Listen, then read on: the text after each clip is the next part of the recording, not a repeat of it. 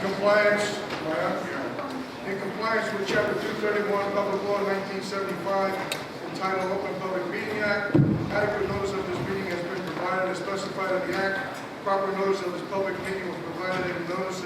Said notice was posted at the entrance of the Board of Education, mailed to the Nutley Sun, mailed to the Nutley Township Clerk, advertised in the Nutley Sun, and posted on the district website.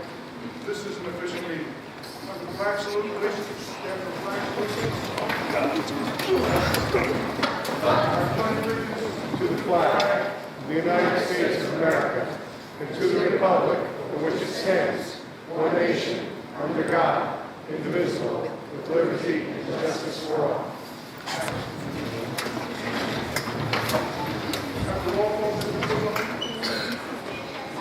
Here. Here. Here. Here. Here. Here. Here. Here. Need the approval of the minutes. Make a motion to approve the minutes as distributed. Second. Thank you. Any correspondence? Mr. Leslie? Mr. Leslie, presentations. Mr. Kaczynski, thank you very much. As you said, we have a packed agenda.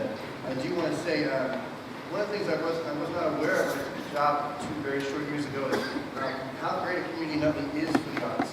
And every time that I have the pleasure of attending an event where our students are performing, whether it be through dance or acting, obviously vocal or instrumental music, it really is a sight and sound for to be remembered. I bring my children as frequently as possible. I've been pushed by many of the board members in my short time here to make sure I don't miss these events, and we haven't missed too many. And every time they're performing something special, but we have these kids behind us, which I think the board members start to move as I'm talking, but the students behind us every time, as I said, they do something special. I do have to congratulate you guys because what we've done this year is incredibly special. The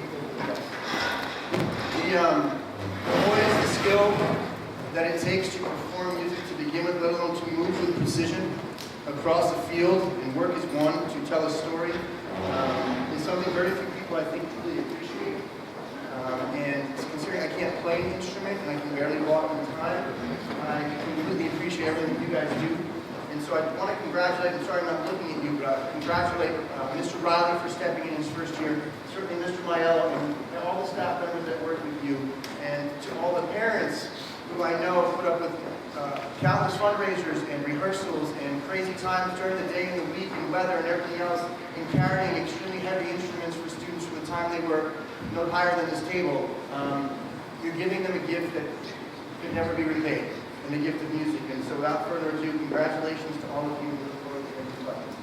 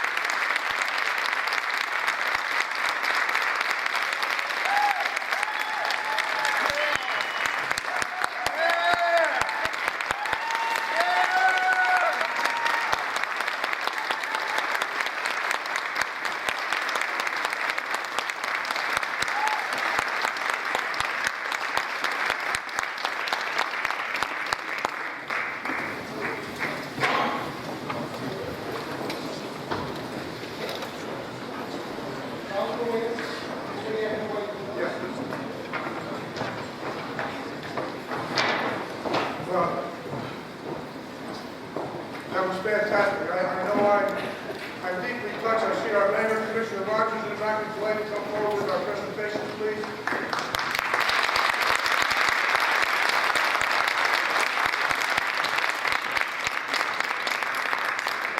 It makes all of us board members so proud, as parents and as board members, to see a presentation like that. We're very proud, and you should be very proud of them. Outstanding job. Outstanding.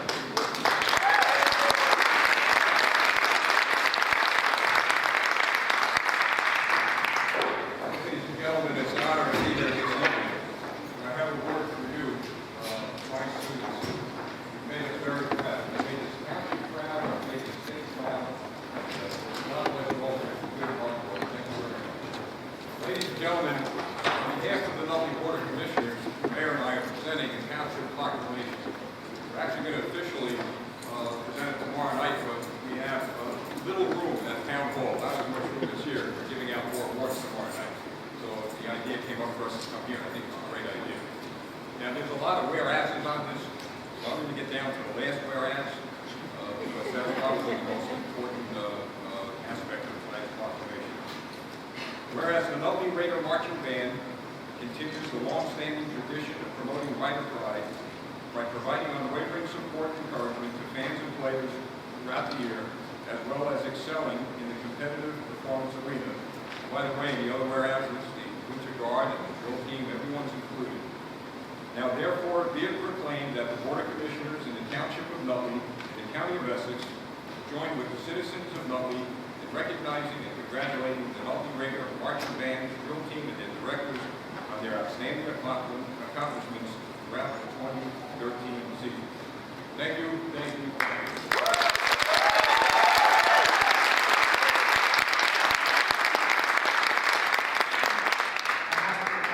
Let's hear it for them one more time, because that was unbelievable.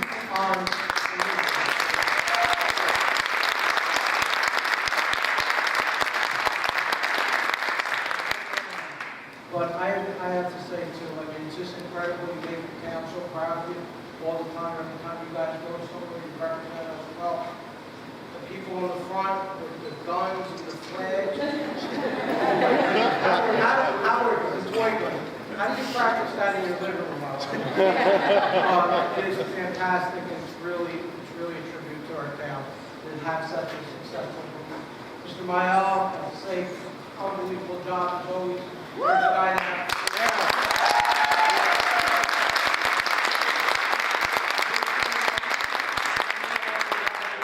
Here for the town, and it shows each and every performance. So thank you so much.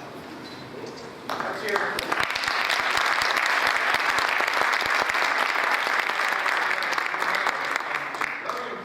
I've learned this over the years. Parents and the Music Booster Association, God bless you for your work. God bless you.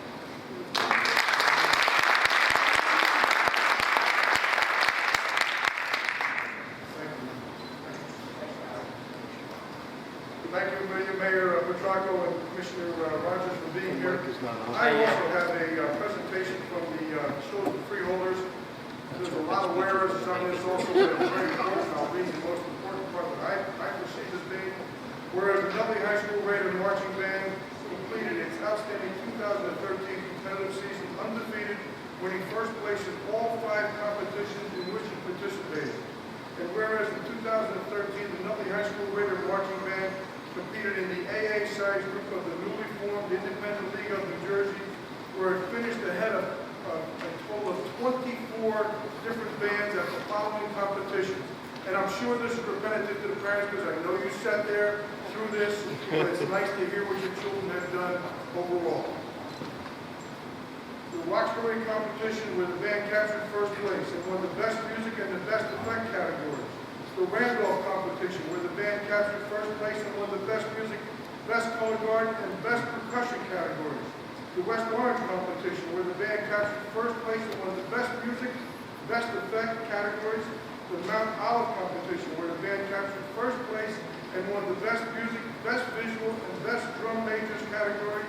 And the Wayne Hills competition where the band again captured first place and won the best music and best visual categories. What more can I say? Congratulations.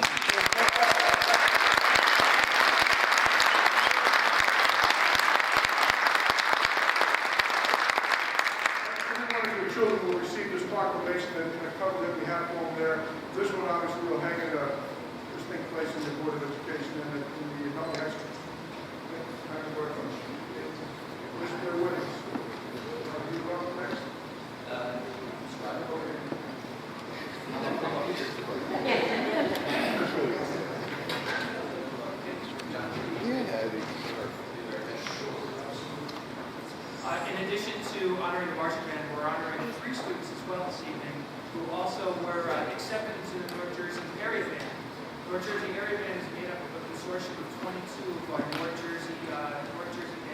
There were 3 students accepted, and each will receive the same plaque as well as the marching band. And we'll announce those 3 names, and every name, again, will be given a certificate from both our Board of Education and from Essex County.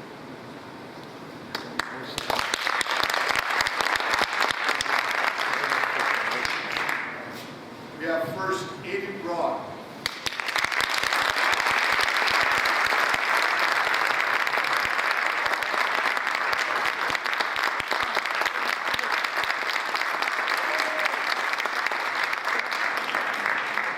Nicholas Sella.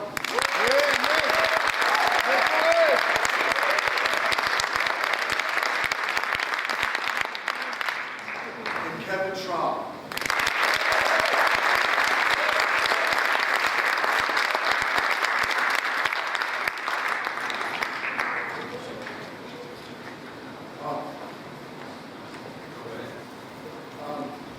Like I always say, this can only happen with the support of our Board of Education, our administration, our parents, and ultimately our talent. It's a team effort. And if one of those aspects isn't fully behind us and support what we do, there's no way that we can accomplish the things that we do. So that's why, I've always said that it's been my honor and privilege to serve here at Nutley for 10 years. And I'm just going to be glad to finish out my career here. And I think, this is just an example, like I said, of all of who we are as a team. So thank you all of you for what you have given to make this happen.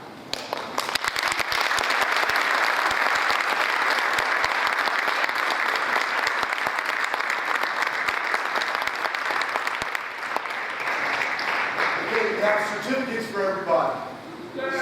This is So this is the way to go. I'm going to call your name. You're going to come up here. You can head right on out to the end. Dan Alvarez.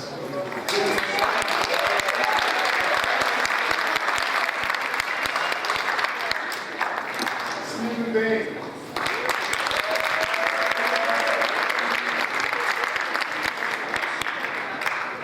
Alex Goldberg.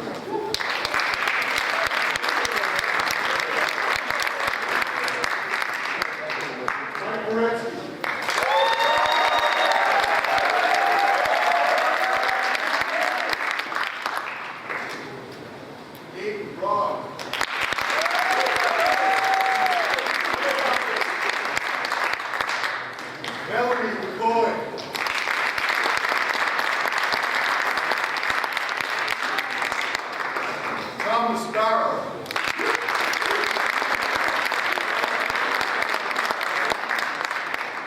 Amy Sumanisi.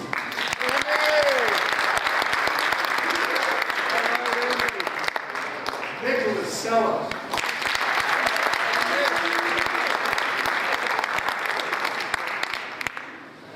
Ross Cardillo.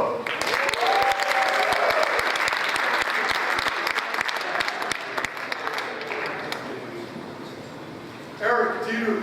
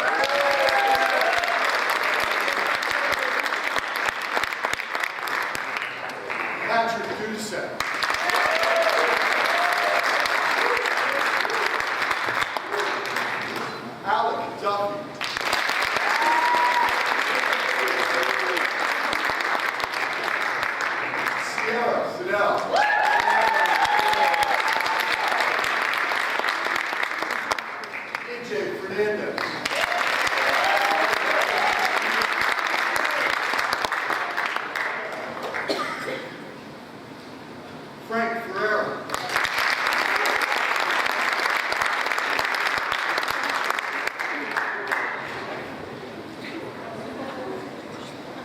Monica Figueres.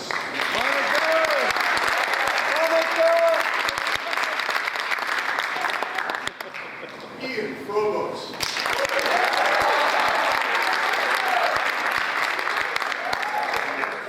Sarah Frobos.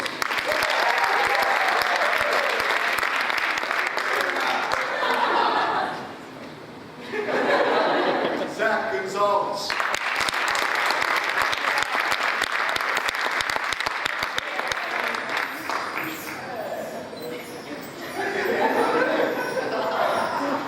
Brittany Grabowski.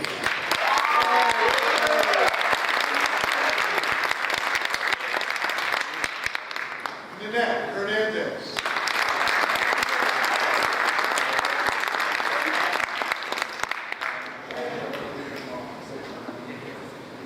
Josh Idio.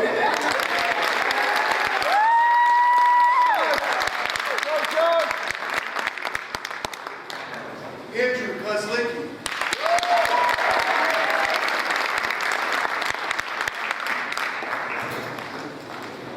Greg Hugin.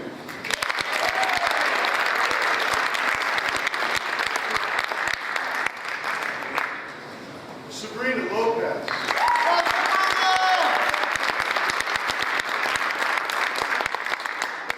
Ian Lovell.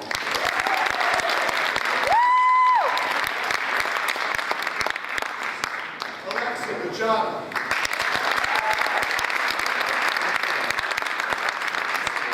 Michelle Malillo.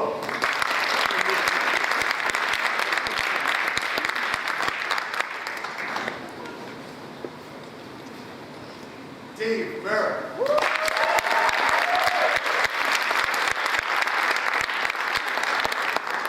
Mike Milkowitz.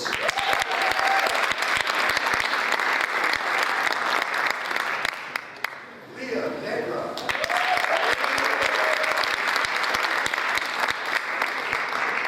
Josh Naroga.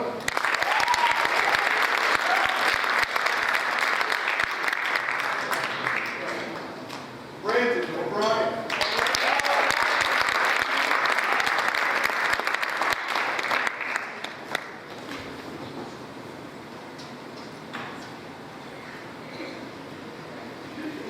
And Seb is new.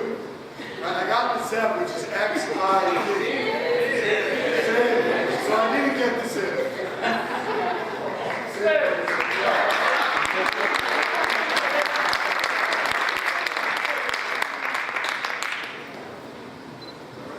All right, you got it spelled. I spelled it right.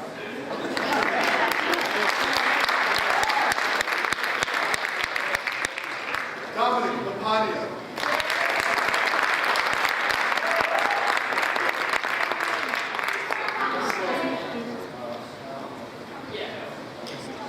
Sophia Palmagoulis.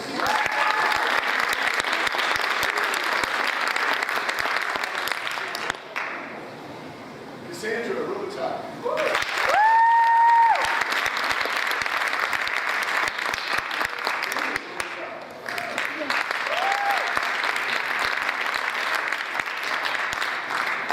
Rob Raluska.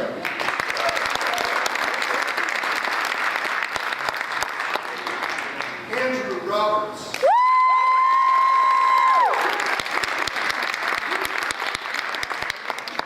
Emily Roberts.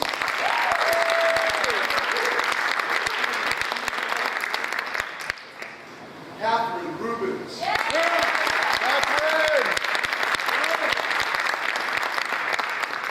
Michael Rossignello.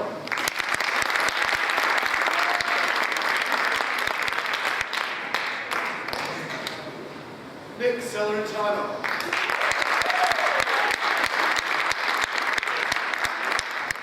Anthony Salamini.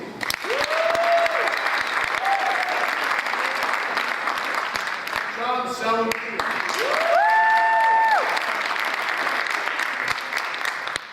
Olivia Schiffer. Josh Small.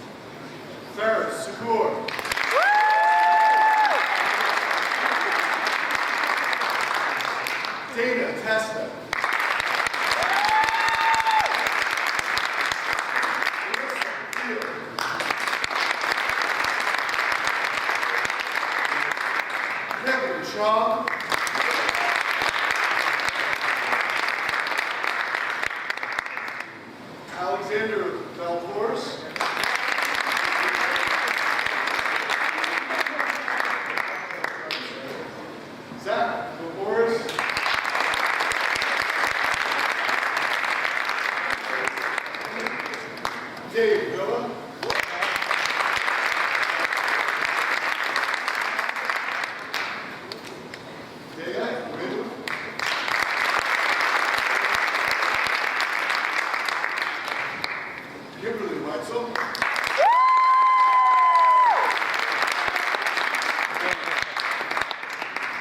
Josh Wolf.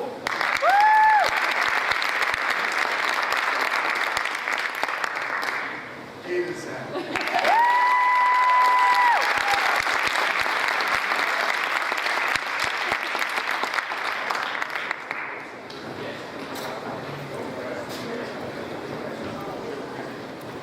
Again, on behalf of the Board of Education, my board members, I thank you, I congratulate you. I know what the children go through, but I know what parents go through, having lived through going into the music program also, and many of our board members feel the same way. Thank you. Freeholder Gillis was not able to be with us tonight, but he did make his presentation to the fact that you have here. We are going to be going into a rather boring Board of Education meeting. You're welcome to sit through it, and you're also welcome to leave. I appreciate you being here.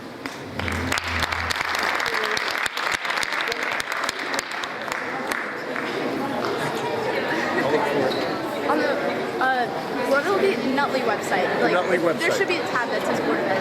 Okay, great. Thank you.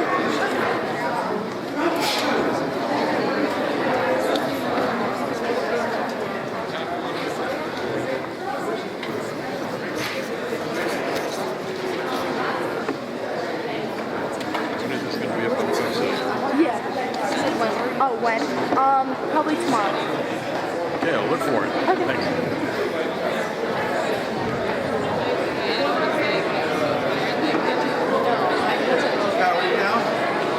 Shut it off? Okay.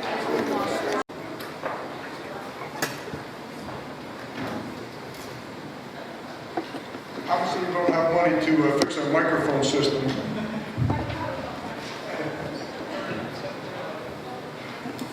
Do I hold it? Okay, thanks. Thank you. Okay, we have the June 30th, 2013 Comprehensive Annual Financial Report, which is the larger of the two books that you have. Just quickly, I'm going to review the balance sheet, which is on page 20. It's also Exhibit B1. If you have the synopsis, it's the first page of the synopsis. At June 30th, 2013, the district had an unmodified audit opinion, which is the best audit opinion that you can have. Previously, it was called an unqualified audit opinion. Our audit was performed in accordance with generally accepted accounting principles, which is referred to as GAAP. The balance sheet that we're going to go over is on the GAAP basis. At June 30th, the general fund had $5.9 million of assets, of which $5.7 million was cash, had $554,000 of liabilities, and a fund balance of $5.4 million. Of the $5.4 million fund balance, you had $1.1 million in your capital reserve. That's money that's been earmarked for projects in your long-range facilities plan. You had excess surplus of $805,000, which is money that you have to use for the 14-15 school year budget for tax relief. You had $1,644,392 of excess surplus that was designated for subsequent year's budget. That money was used in your 13-14 school year budget. You have year-end encumbrances of about $1.5 million. That's money that was committed at year-end. You put in a purchase order for it, but the goods and services were not received as of June 30th. That leaves you with an unassigned fund balance on a GAAP basis of $294,000. The district keeps its books on a budgetary basis. The budgetary basis fund balance, to get from your GAAP fund balance to your budgetary basis, we would add back the state aid payment that the state deferred to July, which is $843,000, which gives you a budgetary fund balance of $1.1 million. So that's, going forward, that's what you have. So right now the district's in a very healthy financial position. We recommend just monitor your activity during the year to make sure you can maintain the same levels. Capital Projects Fund, you had $2.2 million of cash in that and $2.7 million of fund balance. In the fund balance, there are some commitments, encumbrances, purchase orders that were put in to finish projects. And does anybody have any questions on the financials? Right, that in the small book, on page page 13, or I think it's the third page. The last page, the back page of the synopsis. These are the recommendations that we're making to the district.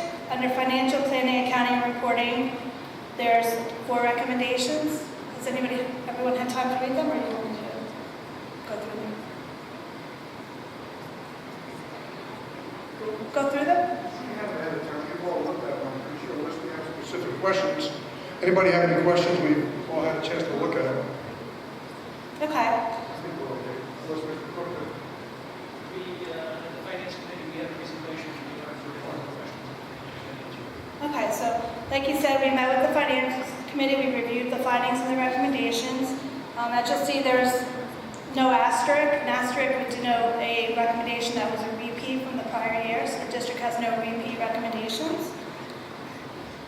And that's really Sure. So I just have one question. You have one there that says, the district modify the fiscal year 13 non-public project completion report to agree with the audit. What is the non-public project completion report? In your special revenue fund, you get grant, that's where you account for the grants that the district gets. You have monies that are earmarked specifically for the non-public schools that children in Nutley go to. So there's a non-public project completion report for those chapter 192, 193, non-public textbooks, non-public nursing, and non-public technology. There was an error in one of those that just needs to be modified, so the report should be amended to reflect that. No problem, thank you. I just didn't know why we had non-public in there. Now I understand. Thank you. thank you. You're welcome. Any other questions from the board members? Thank you very much, Mrs. Shepherd. You're welcome. Thank you all. Thanks for having us. Right now, board members, we can reassign our seats in the audience. We're going to listen to a presentation on health and physical education and science. Ms. Fallon, you prepared to introduce the children? If we can hear you yet. Might be better before we do this.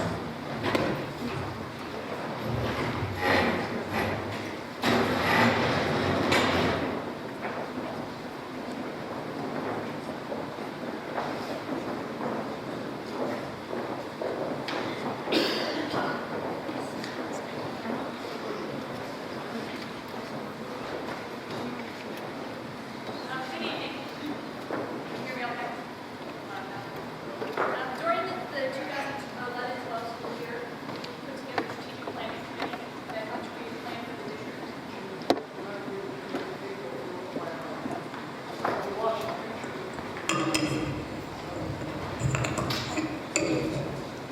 Better? Let's start again. During the 11-12 school year, the district developed a strategic planning committee to help set a plan in place as we move forward. As part of that work, 6 action teams were put together, one of which was in the area of curriculum. The curriculum action team is led by Mrs. Lori LaGuardia, the spring learning principal, Mr. Joseph Machiria, the coordinator of world languages and ESL, and Mr. Michael Sullivan, the vice principal at the middle school, along with Dr. Reed as the board rep. As part of that action team, their year 1 goal was to put together a program review process, and the world languages and ESL departments went through that process. That presentation was provided to you last year. As they came to the end of year 1 and they successfully completed their goals, they built their year 2 goal, which was to help the health and phys ed department and the science departments complete their program review, as well as develop a pilot process for any departments going through a pilot moving forward. For the past 5 months, Ms. Robin Powell, our coordinator of health and phys ed K-12, and Mr. Kent Banya, our coordinator of science K-12, worked collaboratively throughout the pilot process to create the program review. To create a program review for each of their departments individually, while working together to better increase the process and then share that information with the curriculum action team. So tonight we have for you a presentation for health and phys ed curriculum K-12 and science K-12. I'd like to begin by introducing Ms. Robin Powell.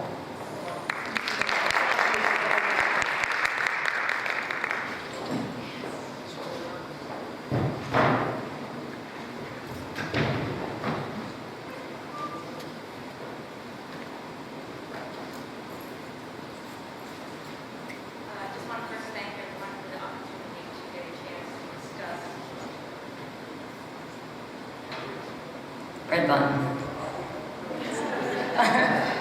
So again, an opportunity to give this program a review and get a chance to discuss the health and phys ed program. As Ms. Flani just said,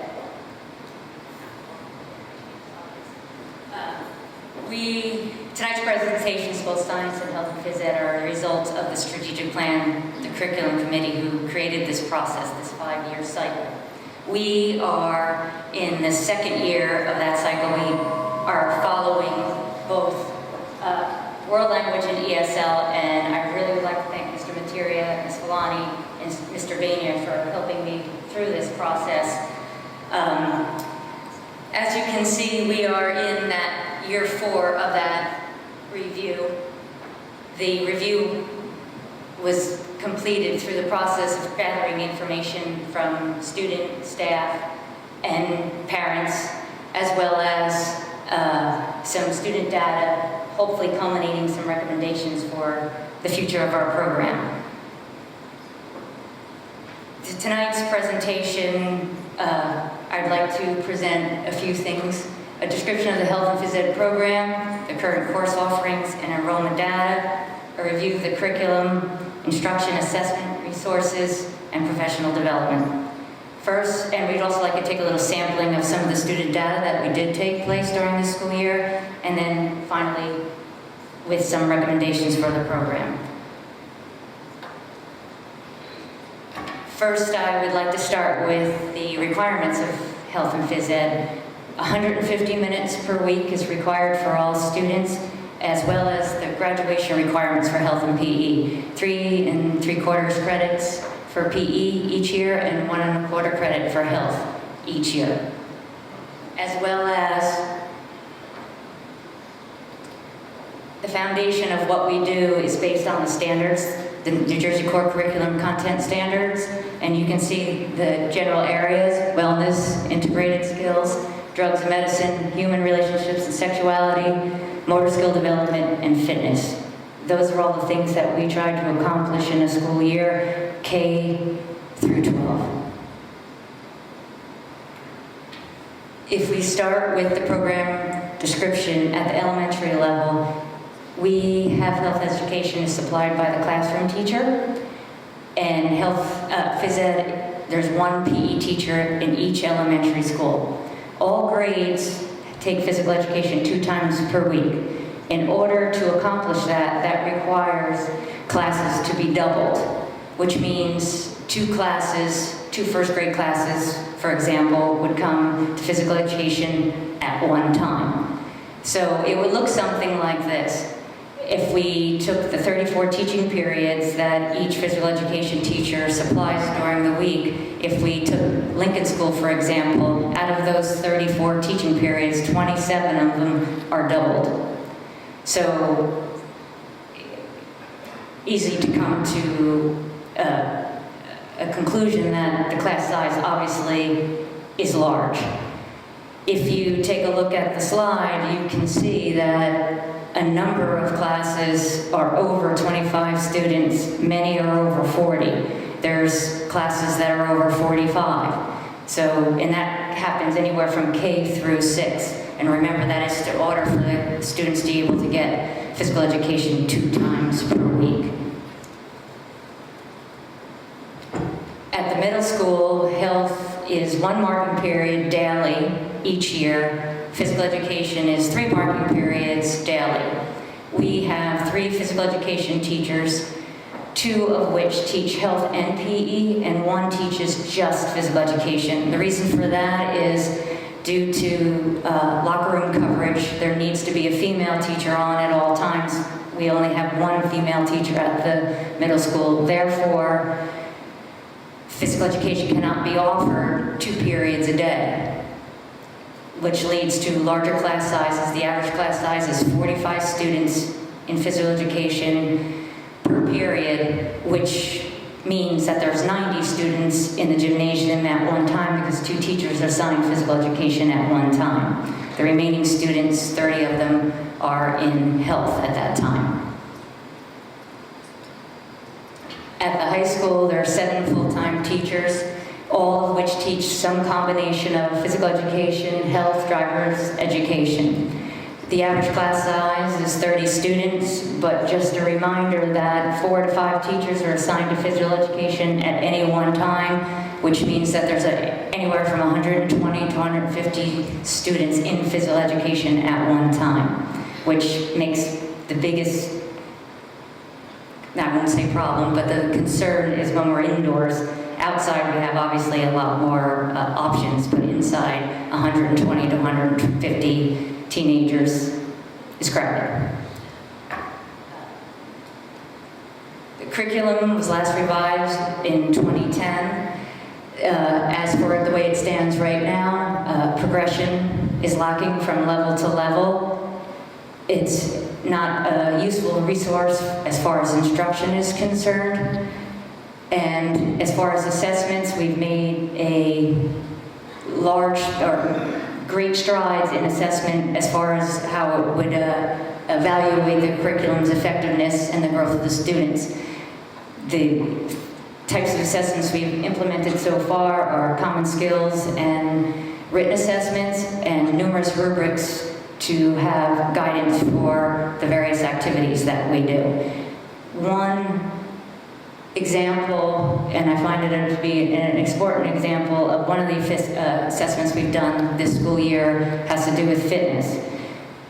Grades 4 through 12 have been administered a fitness test, which takes a look at cardiovascular fitness or aerobic capacity, flexibility, muscular strength, and muscular endurance. As I said before, grades 4 through 12. I just wanted to give you a little quick look at, this is just the results from the high school. As you can see, more than half of our students did meet the healthy fitness zone, but there is an area of concern when it comes to cardiovascular fitness. You can see a number of students did not reach the healthy fitness zone, and matter of fact, they are in a health risk zone. So what this data does say is that the importance of adding fitness, continuing that practice, and to add any particular programs and content to fitness is extremely important. We could take one other quick little sample. If we look just at 12-year-olds, you can see that a number of students, nearly 45%, have only, and females in particular, have only reached the healthy fitness zone when it comes to aerobic capacity or the cardiovascular fitness. This is a sampling of a program that I'm going to recommend going forward in the recommendation section of this review. This is the abilities of the FitnessGram software to allow us to pull out particular age groups, females, males. Going forward, this is how we can structure our curriculum and really provide services to some of the students that are in need. So I just wanted to throw that up there so you could actually see the capabilities of that software program. As far as construction is concerned, it's a combination of both content-based and skill-based as our approach to how we teach our units. As I mentioned before, we do need to work on the progression of our units from level to level, grade to grade, to avoid repetition. We want to see growth. We don't want to repeat. Consistency. The consistency as far as health education, K through 6, is an area we would like to work on. It varies from teacher to teacher, the amount of health education that goes on in our elementary schools, and that's an area going forward we would like to work on. Resources, perhaps one of the reasons for the inconsistencies in the health education is the lack of resources, especially K through 6, and health, even K through 12. Many of our textbooks are copyrighted from 1990. That leaves it up to the teacher to generate all the resources for this subject matter. So teachers are working extremely hard in trying to meet those needs for each of our students, but that does lead to inconsistencies.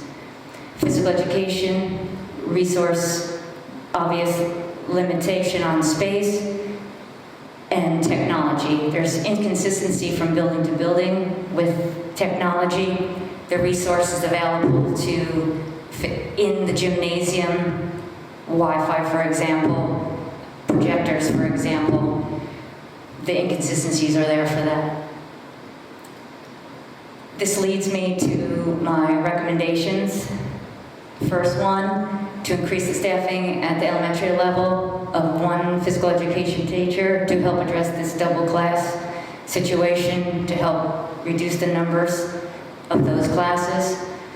To increase the staffing at the middle school by one full-time educator, physical and health educator. This will help maximize the use of facilities so we would not have to close for 2 periods of the day, which the end result would be to decrease class size. Increase staffing at the high school by one full-time educator. I'm going to suggest a program in a moment that has to do with adaptive phys ed, and that additional staff member could help staff that. An additional recommendation is a stipend position for open gym. We are stressing the importance of fitness, but in order to help students reach those goals to improve their fitness, we need to give them the opportunity to do so. 30 minutes of physical education 2 times a week, or 40 minutes 2 times a week at the elementary level, and similar to that at the high school, 30 minutes a day does not reach the goals necessary to meet the fitness needs of our students. So having an open gym might be one of the solutions we'd have. Not competitive open gym for them to explore, play, increase their fitness, but under supervision.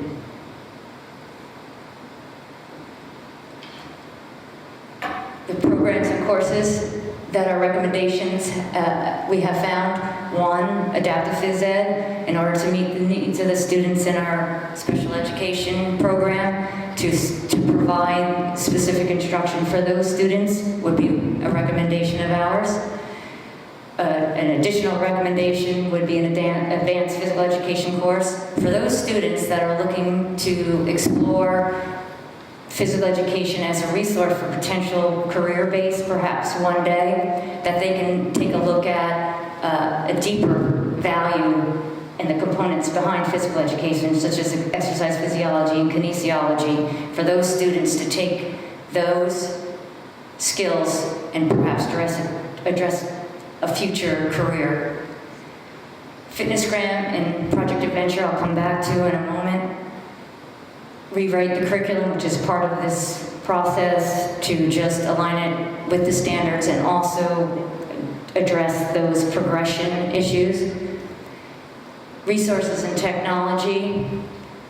Resources, perhaps textbook, but materials K through 6 as far as health education is concerned, to help with the instruction of health education K through 12. Technology such as iPads for learning. There's multitude of abilities and resource projects, presentations, curricular advantages to having these resources in physical education.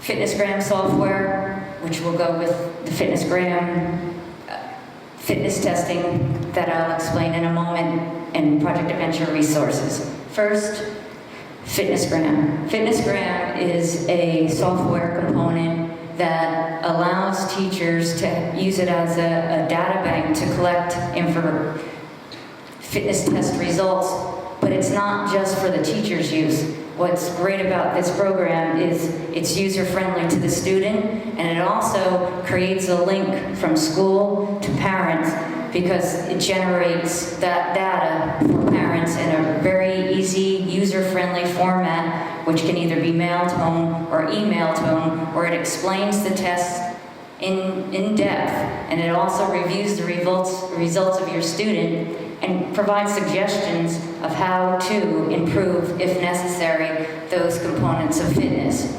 It's also a great tool for students to use to create goals, and also how to complete those goals.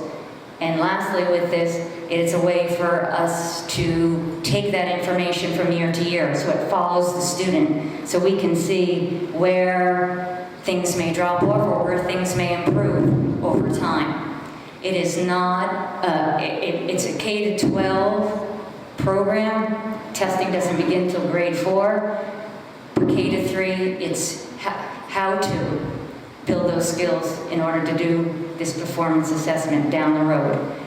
It is not an evaluative, meaning grades are not formed by this. It's solely for education as far as the benefits of fitness, creating goals, and health. It relates to health. Most of us are very familiar with the presidential fitness test, which no longer exists. This is the newly implemented tool because it relates, what's nice about it, it relates the student, their performance on a fitness test, yes, but how it relates to their health. It does not compare student to student. It compares your results to health risks and where you are as far as your health is concerned. The final recommendation is a program called Project Adventure. Project Adventure is a activity-based, challenge-based, leadership, responsibility type program where students are engaged in cooperative activities, trust, challenge activities that helps promote responsibility, engages the students in creative activities, and most importantly, promotes healthy habits. It is an exploratory, different than anything most of our students have seen, which both have indoor and outdoor components to it, and it was something I think that would truly benefit our students at Nutley High School. And once again, thank you so much for the opportunity. Ms. Belania, Mr. Mateer, Mr. Bania, thank you so much.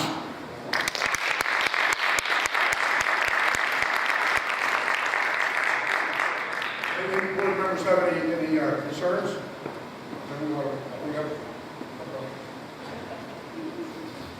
Thank you, Robin. I would also like to thank, while my presentation's coming up, Ms. Villani, the rest of the coordinators, the board, the teachers for trying something new this year. Thank you, Yannick, teachers. As well as Robin. Robin has been great through the whole process. We've gone back and forth numerous times weekly, running things by each other, and I really appreciate it, Robin. Thank you. In this presentation, the next slide, Jim. No, I know this. I will present kind of what's up and coming in Science Ed, as well as the current state of the Science Department, where we are right now. Some data that we got back from some of the tests we gave, common assessments, survey results, and recommendations as well. Okay. There we go. So, you can't see it up there, but it says Next Generation Science Standards. These are a new set of standards that are coming online in science education. Currently, we're using the 2009 Core Curriculum Content Standards. Right now, these standards are in the adoption process in the state of New Jersey. These standards were made by 26 states, 41-member team that came together nationwide to put together a concise science statement. Nutley was lucky enough to have 3 representatives from the high school level to join the adoption process in Middlesex Community College, where we could provide feedback and vote to adopt or not. These standards change the way we think about science in 3 different dimensions. Dimension 1 talks about the practices that scientists go through. Dimension 2, concepts between the content and science practice kind of related to. And Dimension 3 would be your traditional content-based areas that we need to cover in science. So quickly, I just wanted to take you through some of the things we should see scientists doing. Okay. Scientists should be doing all the following. And just as scientists should be doing that, we should be seeing this in our class. Right? We want our kids participating in a science program that does these things as well. For example, we want them especially analyzing interpreting data, developing models, engaging in argumentation. That's a core curriculum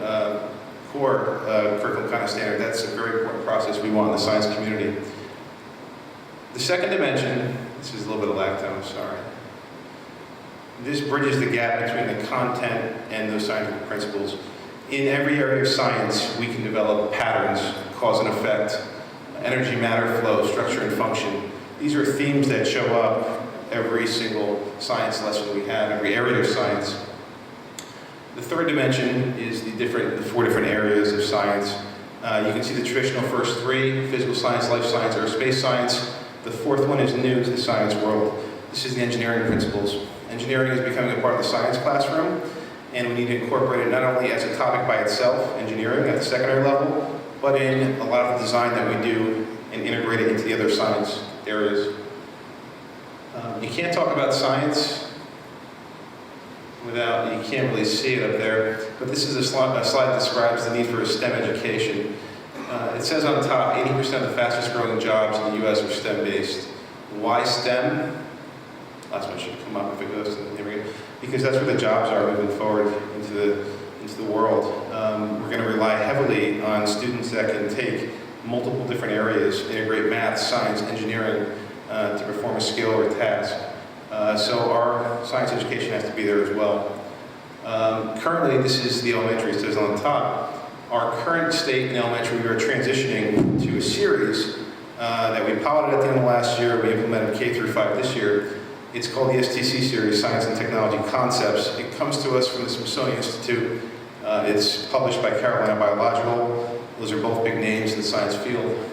It is research-based, and it's very strong to incorporate language arts aspects into it. It does have STEM-based approaches and inquiry-based approaches in certain modules in certain areas.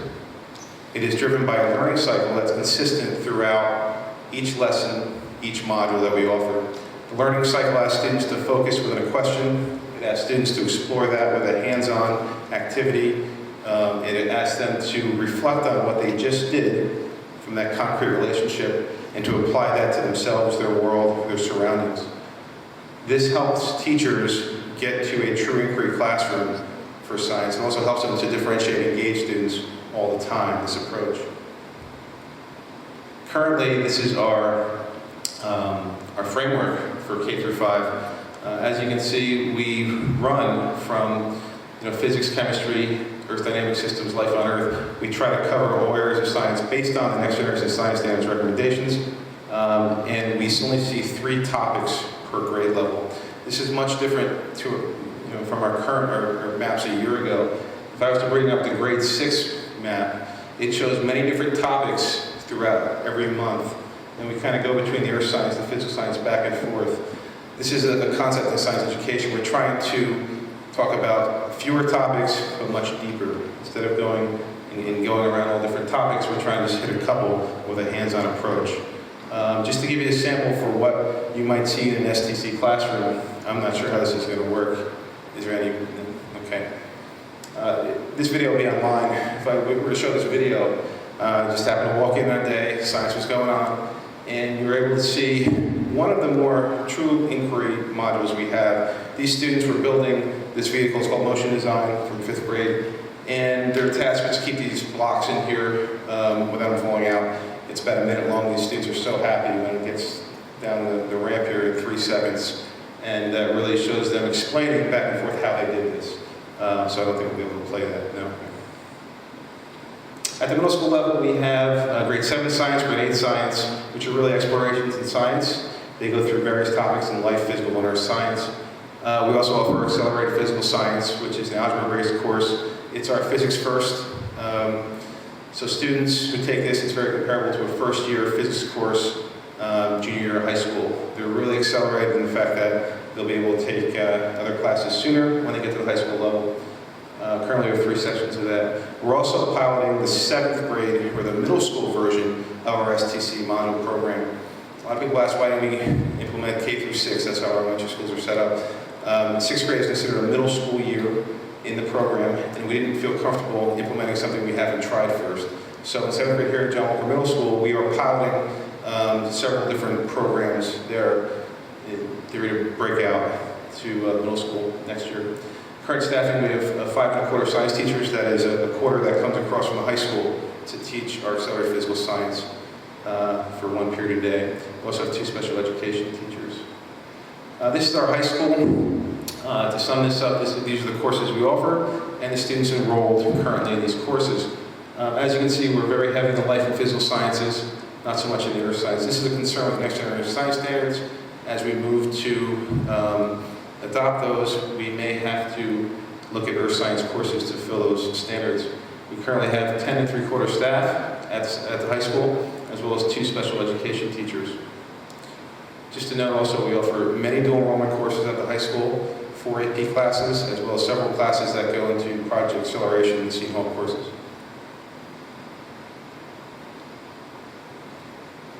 Okay, now the data portion of the presentation. When looking at data, you can't see at the top, but this is John Walker Middle School Common Assessment data versus the ASCII. So in science, we have data from the state that comes to us in grade 4, grade 8, and after biology. It's an end-of-course test.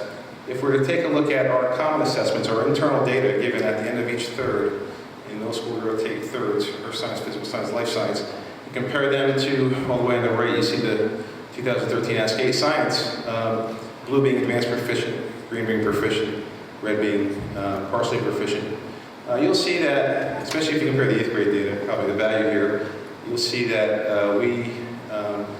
well, when compared to the ASCII, our common assessments were rigorous, and students, we challenged students to a little higher level than the ASCII does. I think the ASCII is a very minimal test. We performed fairly well in the ASCII. If I was to bring up ASCII data, we performed excellent in the ASCII. If we look at other data, the New Jersey Biology Competency Test, which is given in May of biology year, you can look for trends in this data as well. We have 3 years of Nutley data with the state average, as well as our biology and midterm data as well, our internal data. You can see that over time, from 10, 11, 11, 12, 12, 13, our advanced proficient has increased.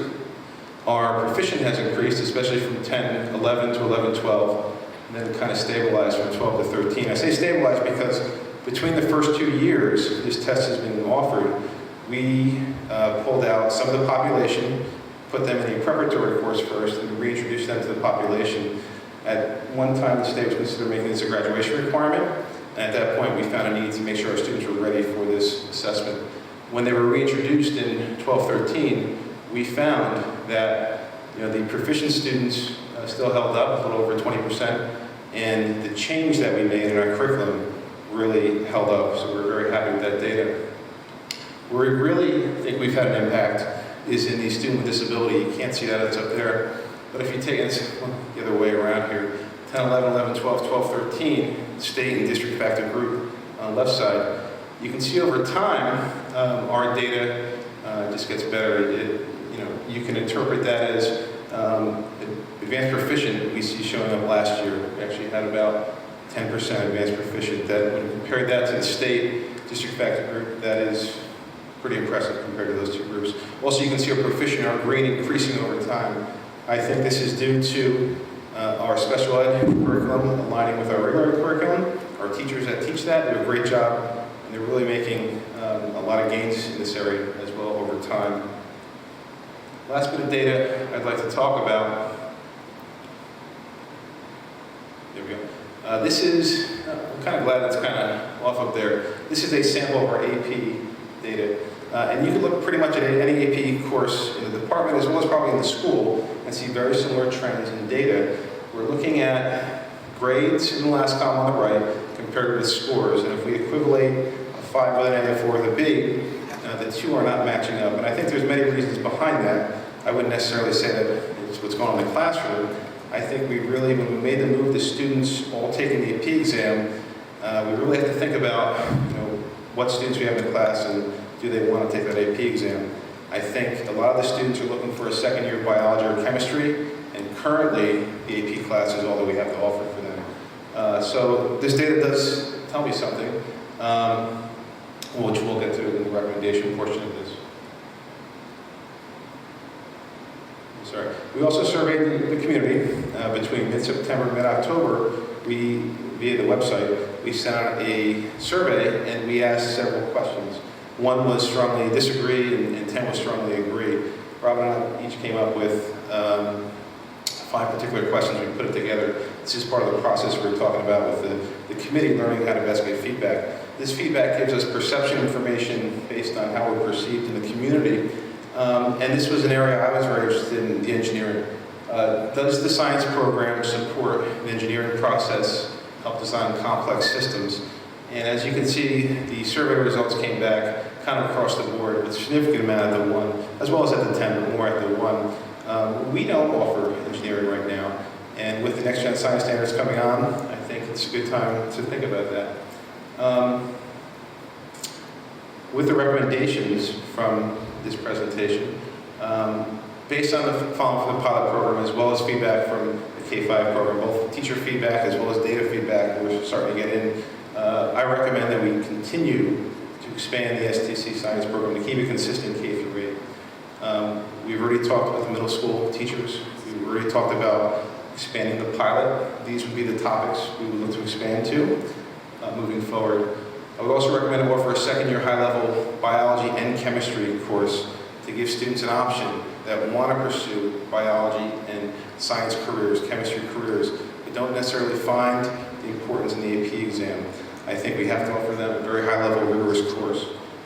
We definitely want to offer a rigorous collegiate-level engineering course. The past month, we've been in contact with Rutgers College of Engineering, and we are on the ground floor of partnering with them to bring one of their first-year engineering courses to Nutley, for not next year, but the following year, as part of a grant with the National Science Foundation they applied for. That will be a dual enrollment course, so students who take that course here will also receive Rutgers credit, College of Engineering credit. Also create an academic Academy of Sciences, which is putting together a program that challenges students at a very high level. Open this to the few, not the few students, but the students that can participate by maybe bringing them in at a AP Biology or an Honors 2 Biology course freshman year instead of the traditional route, and really challenging them with many dual enrollment courses as well as opportunities to show a high level of learning. The last one would be currently to anchor the AP courses we have in test released items. Make sure that those courses students are prepared and weighted appropriately for the AP exam moving forward. The recommendations for staff is to, some of this is to fit needs. Currently we would need half of special education science teacher with our current population for next year. So that is the first part of the recommendation. Increase staffing at the middle school level by 1 full-time employee to accommodate or to prepare for the middle school model to have 6 teams moving forward for next year. Increase staffing at the high school by 1 full-time employee in order to handle our engineering program we want to bring online, as well as the second-year chemistry and biology courses. Create a position, the last one there, to serve as liaison materials for K through 8. With the new science program, there are materials we will go through every year. We would have to reorder every year. Currently, we are reordering everything every year. If someone was to itemize that and only get what we need, they would save the district a lot of money. They would probably pay for the stipend on their own. So my recommendation is to create a position that would just do that. Would be under my supervision, back and forth.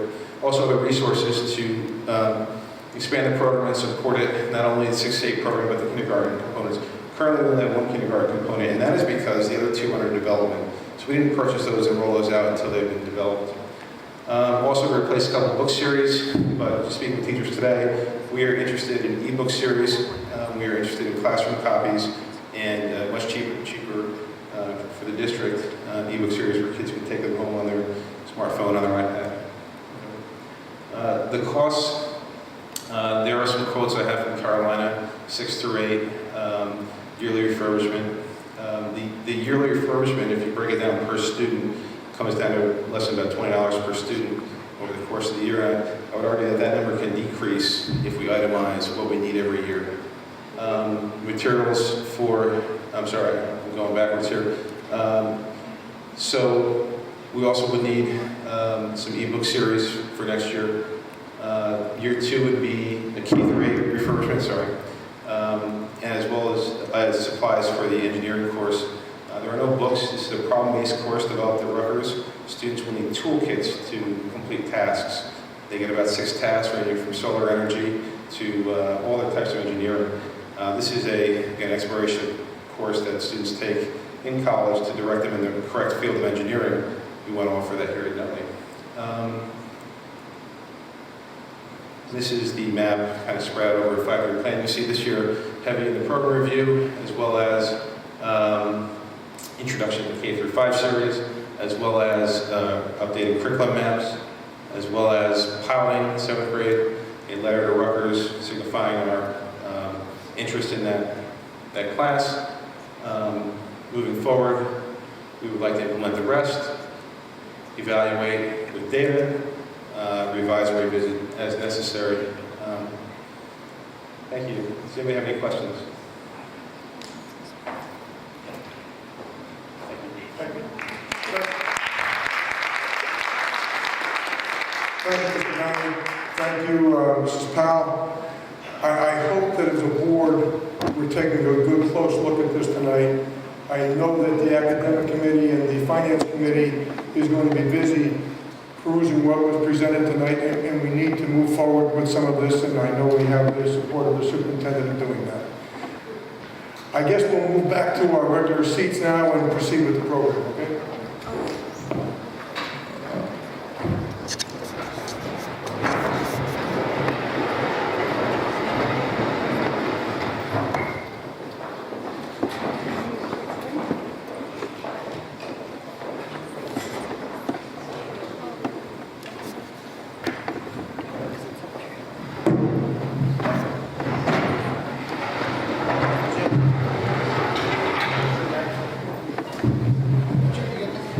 Yeah, this working. Oh, that's working.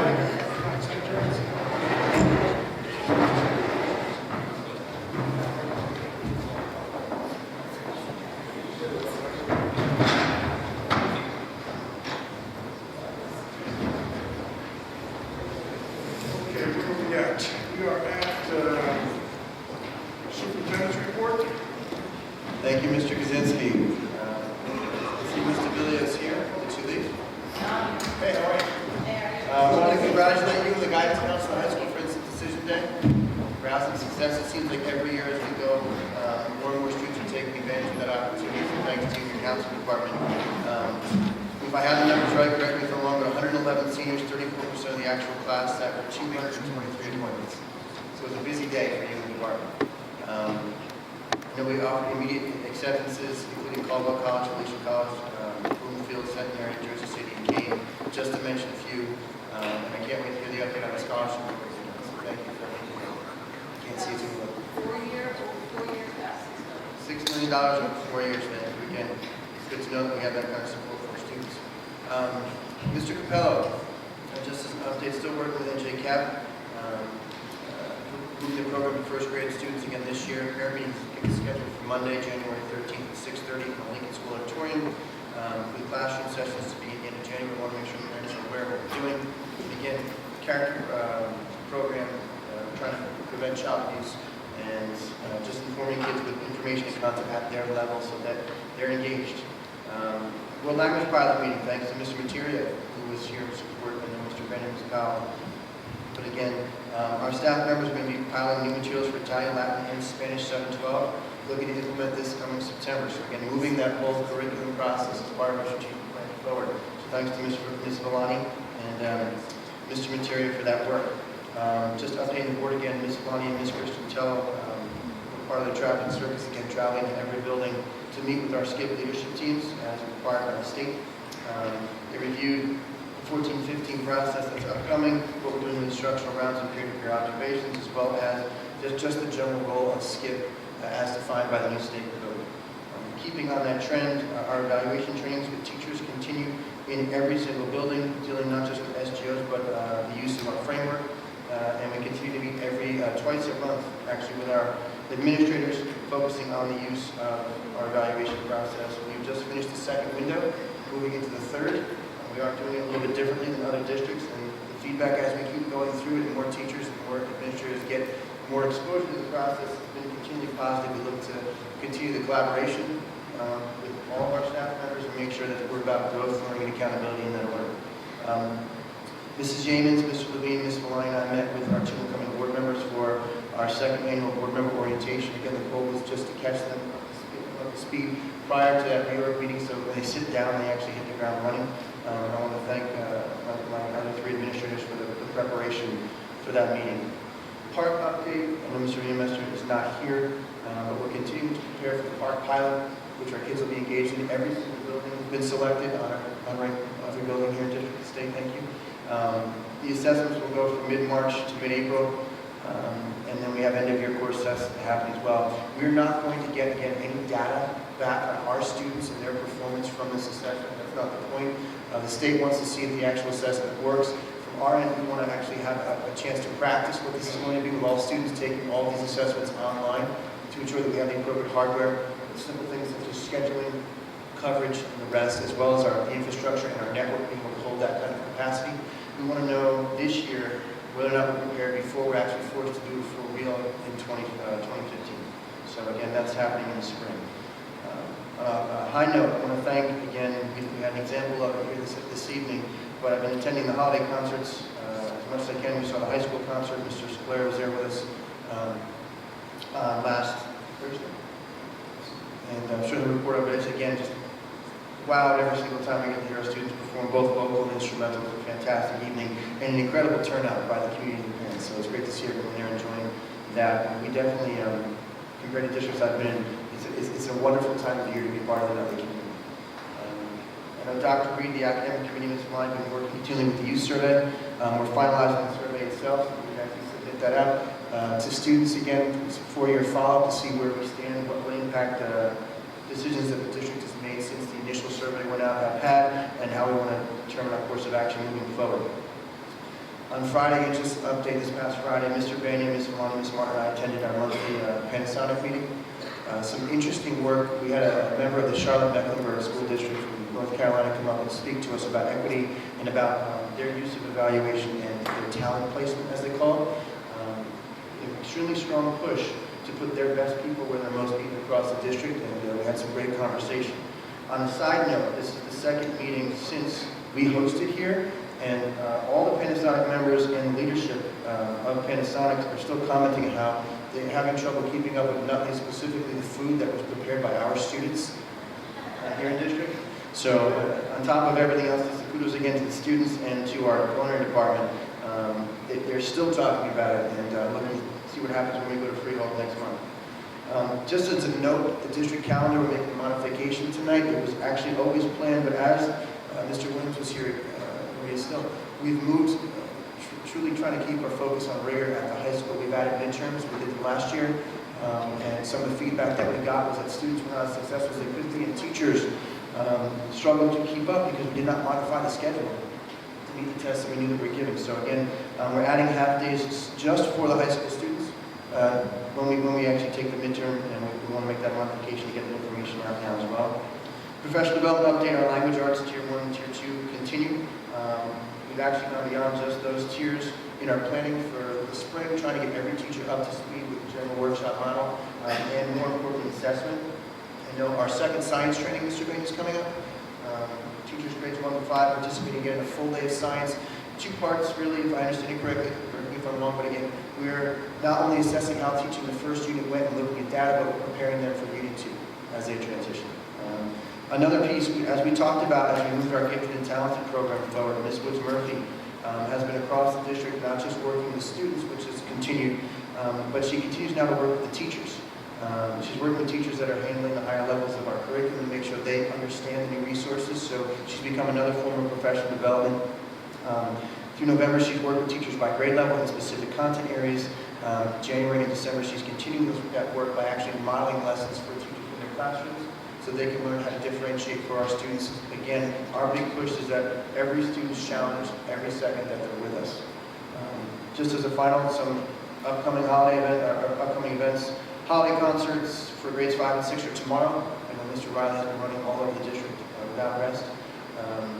Again, on NJ Cap Parent Information Day in January, and then the school sessions the 23rd and 24th. A big push, Mr. Billiard's on my calendar one morning, but the 16th of January, 7:30 at the high school auditorium, we'll be having our 8th grade parents scheduling meeting. Again, we're trying to reach out to the community and parents as involved as possible in supporting their students and their success. We have a financial aid program the 21st of January. for any parents, but it's obviously specific to parents of high school students.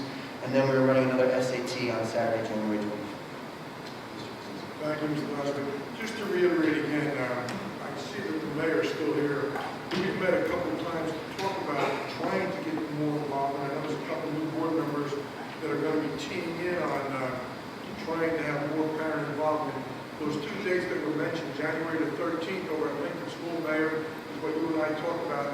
Having those parents there to learn more about the anti-bullying and the programs that are going on in Nutley. We need to get that turnout. So we're going to do the best we can from our end, and I know you're going to push it from your end. And the 16th at the high school is also so very important to get those parents out there, and we just need to get more involved. We're all trying hard, we need to try hard to get that parent involved. Thank you.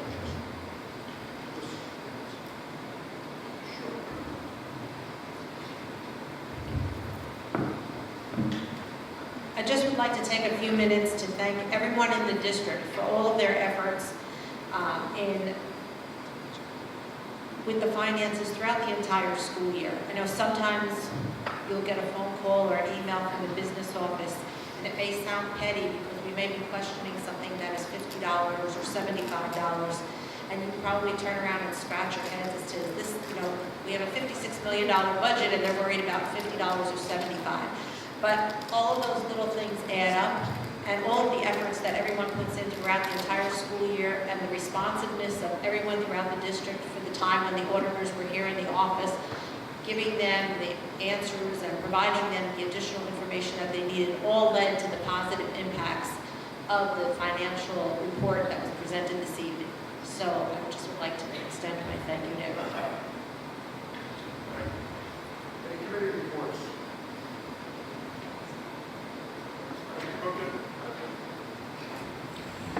The Finance Committee met on December 10th, and at that meeting, Gary Vinci and Elizabeth Schick presented the audit, which she made the presentation tonight. We went through it in a little bit of detail, and I'd like to actually commend Mrs. Yeamans and her staff on a clean audit, which is excellent to have and to keep up the good work. Hopefully next year will be another.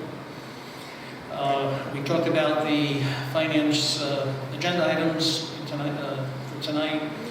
Mrs. Gaiman gave us an update on both the 2014-15 budget's preparation and a review of the 2013-14 budget. With respect to next year's budget, we looked at appropriations and one-time expenditures and expected revenues.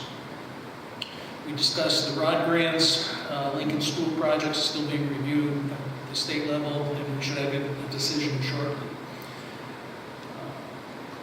Mrs. Yeamans gave us a report on RFPs for this coming year, and we concluded we need to develop a calendar for future RFPs so that we can sequence them properly without all of them being in 1 year, but giving it the appropriate spacing. We reviewed the extended day financial report, and finally we talked about the bicycle racks at the schools. Thank you. Thank you, Mr. Cook. Dr. Reed? Yes, Mr. President. The academic committee meeting met on December 9th, 2013. I'm going to combine two reports this evening regarding our program review presentations, and I want to commend Mr. Banya as well as Ms. Powell for an extremely thorough presentation. It just shows you in terms of where we've taken this as part of our strategic planning efforts and the curriculum review process, where we've essentially put a process in place that I feel at this point in the game it's much more robust than we were a year ago, and it's evidenced by the degree and the breadth of presentations that are before us. We're going to be moving forward with that, so as the superintendent alluded to earlier, we start off with world languages and music, and we progress towards science and phys ed and health. As we move forward throughout the years, we'll be tackling other departments as well with the program review process.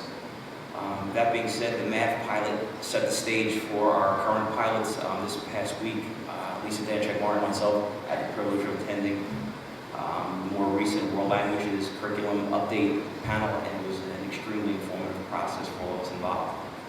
So that's where we stand with the program review process. Regarding high school graduation, I think folks will be happy to hear that we be happy to hear this or not, but we're going to keep our graduation pretty much where it remains in terms of the evening hours.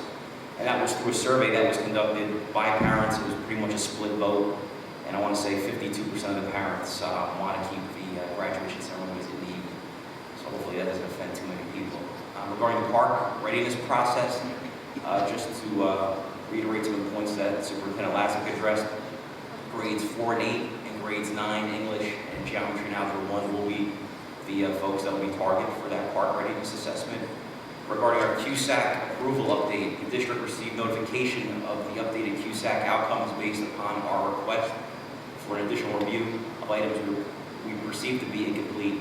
And after an extensive review of that document, the score for instruction and programs increased to 83%, so that was a nice score for the district. And again, just to follow up on another point raised by Superintendent Lazovic, we're seeing our gifted and talented program enter the trenches in terms of actually being in the classroom right now. So we do have that professional development for our teachers. And it was a comment that was raised to me by a parent that they felt that their child was being left behind with the math curriculum.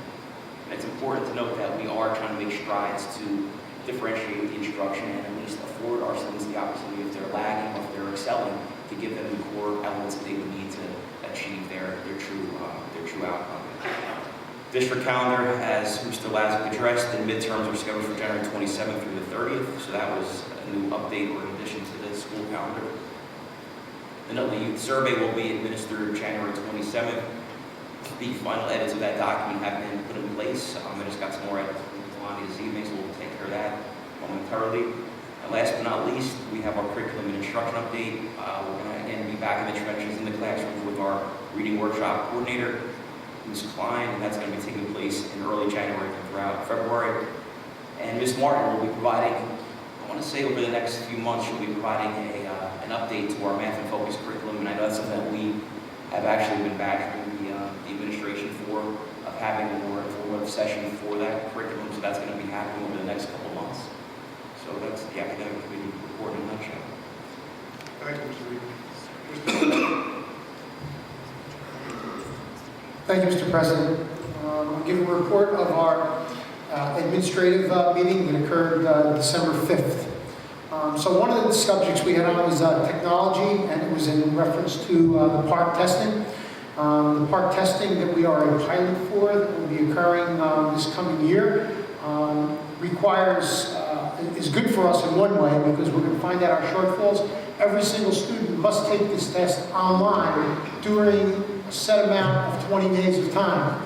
To establish that, we know we can get through it on the pilot that we're doing, and the pilot will not count against us, but will be a good test for us.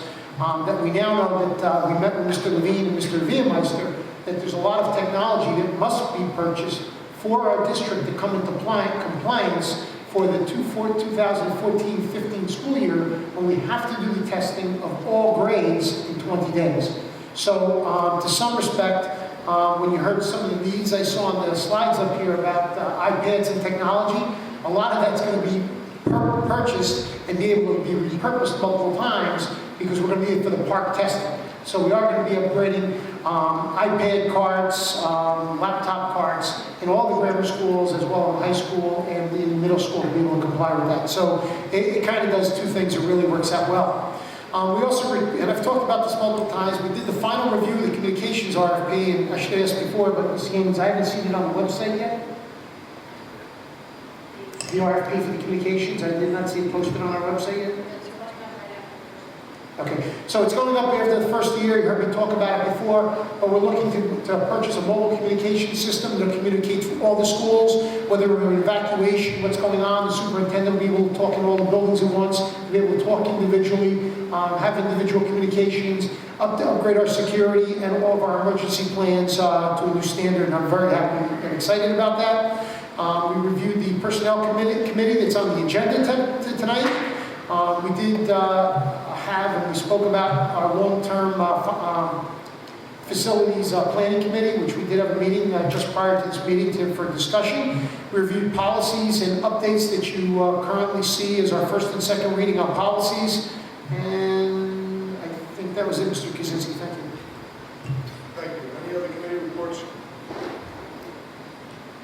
We now come to a portion of our meeting where we allow members of the public to address the board. this session, we allow questions or comments on only the resolutions addressed in tonight's agenda.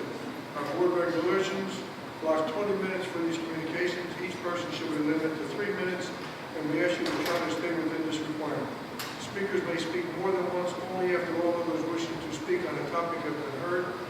All statements will be directed to me as the chairperson, no one may address board members individually. Please be reminded that if your statement is too lengthy, personally directed, abusive, obscene, irrelevant, or redundant, your participation may be terminated. Please remember to always state your name and address each and every time you address the board. Anyone wishing to address the board? If not, we'll move on to our resolutions. Mr. Reed?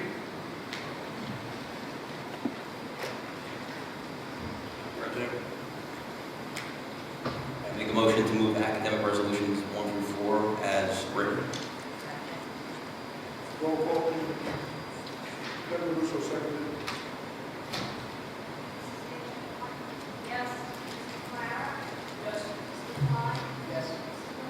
Yes. Yes. Yes. Yes. Mr. Scalera, you take administration resolutions, please. Yes, I move administration resolutions 1 through 4 as written. Second, Mr. Cook. Motion, roll call, please. Yes. Yes.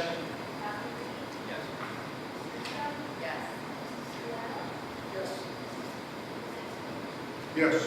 Mr. Cook, do you take finance resolutions, please? Yes, Mr. President. I move finance resolutions 1 through 15 as written. Second. Mr. President. I'd Yes. just like to call everyone's attention to resolution number 11, finance resolution number 11, the acceptance of a donation from the Nutley business people for technology.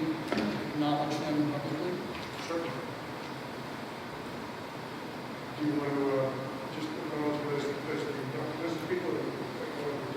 What's it's the name of the group is the Nutley Business People for Advancement of Technology. Yes. Roll call.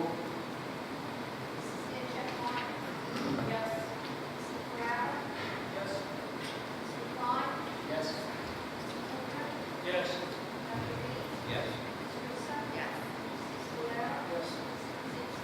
Yes. Mr. Klein, will you take personnel resolution, please? Yes, Mr. President, I move personnel resolutions 1 through 2 as written. Second, Ms. Russo. Roll call, please. Yes.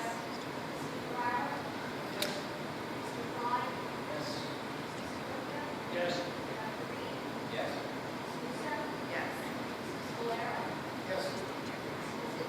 Yes. In this section, we allow questions or comments on all school-related matters. Our regulations allow 30 minutes for these communications. Each person should be limited to 3 minutes, and we ask you to try to stay within this requirement.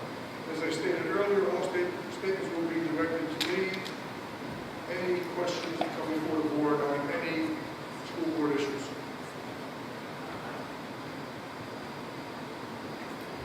At this time, I'll entertain any old business. I have one piece of old business. I'm sure most of you looked or saw the article in the Nutley Sun about, and the headline is, Raiders, you did us proud this past season.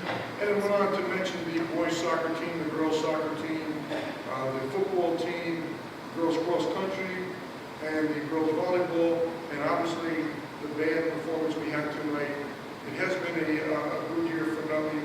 It's, I'm glad to see the article in the paper, and I want to thank them on behalf of the board. Any other old business? At this time, I'll entertain new business. Mrs. Danchek?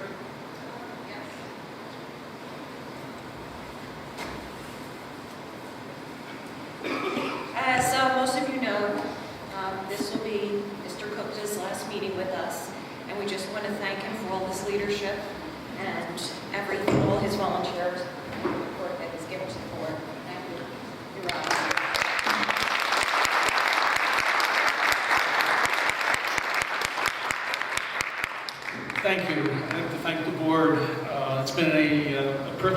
honor to serve with this team, and I do mean team.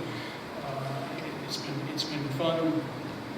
Most of the time it's been fun and enjoyable. And I think we've, as a team, accomplished a lot, and I encourage the board to continue with its role as providing policy and evaluation. I think we have a great administrative staff and teachers, and it's great staff in the district's moving in the right direction. Under Mr. Lazovic, he has a good team, and I encourage the board to support him on that. Thank you.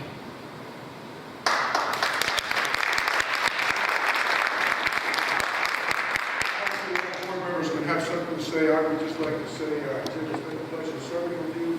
It was an honor being elected back onto the board after serving 15 years in my first term. Coming back on again with you and Rob Reed was a dynamic team.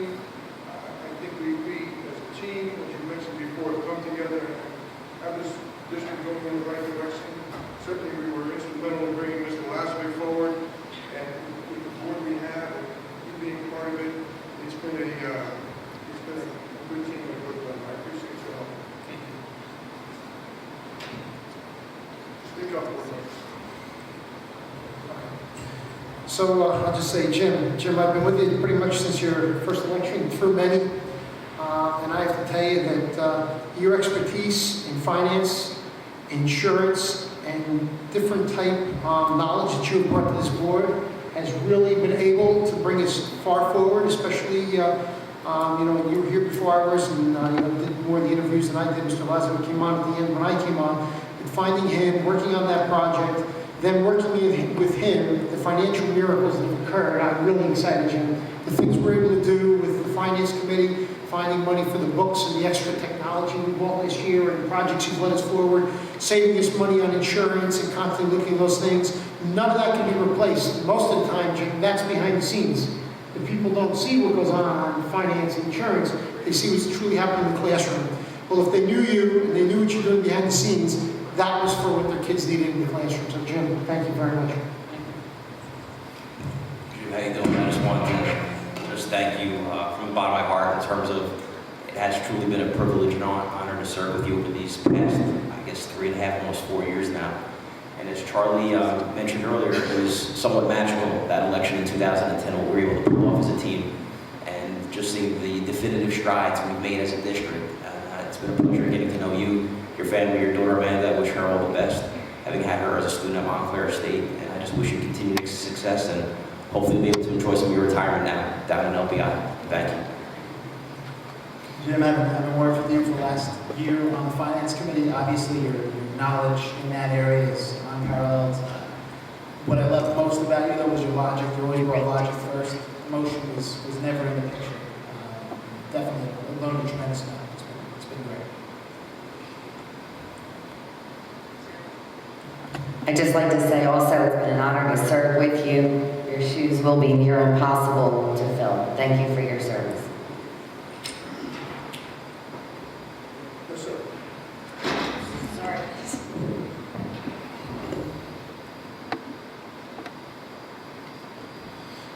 Jim, it's been an honor, even though it's only been a short period of time that I've served on the board with you, but the one thing that was clear is your commitment to the students, to the district, and to the township. And for that, we're grateful. Thank you. Mr. Cookton, sorry, I don't know if Mr. Yames wants to say anything. Chance already said, but you were instrumental in bringing me here. I will never forgive you for that. In all honesty, the first board president kind of transitioned me in. I thank you for all the support. No one will know what the members of the board have been unless you become, unless you choose to sit beside the table. I'm sure your wife is miserable that the late nights will no longer be as numerous, but your support, your vision, your commitment to this community is something that we all should strive to live up to. And the way you carry yourself, I think the respect that you convey to others is a model I will always strive to live up to. So it was certainly an honor serving with you the past 2 years. Thank you. Thank you. Mr. Gupta, I will miss you tremendously. We have been working very, very closely together since probably my first day here. And having your leadership on the Finance Committee has been extremely important. It has made my job easier, and you have been instrumental in helping to turn the financial complexion of this district around, and for that, you should be extremely proud. And it's been an honor to work with you.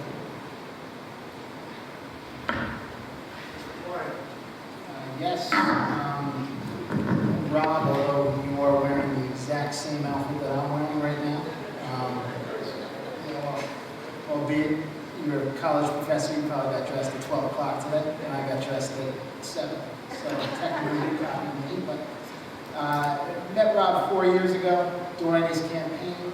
His passion in improving the school district motivated my own involvement. Obviously, improving the district is a group effort. It takes a lot of people, but I firmly believe that without Dr. Reed, we wouldn't be on the path that we're currently taking.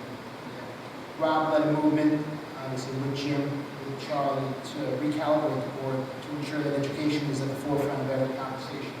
And we have Russ, and we have this strong administration now to do that for us. But for that year before they were here, and we had Dr. Reed to push the academics of the district.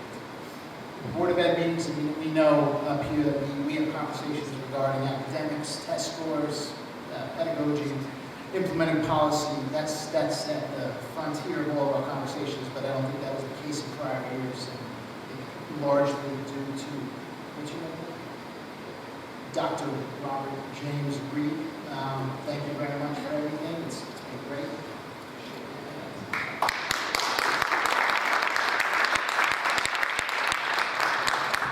It's way too kind. Can I say a few words? Sure. Sorry.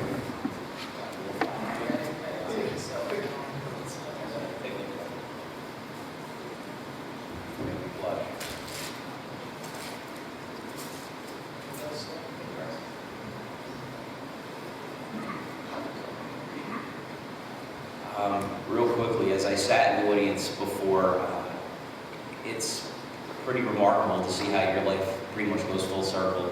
Sitting where Mayor Petracco was in 1981, and I can vividly recall watching MTV, it was first being launched, and seeing this humongous tube television set in the background, and watching Angel and the Centerfold, the Jay Giles Band, performing.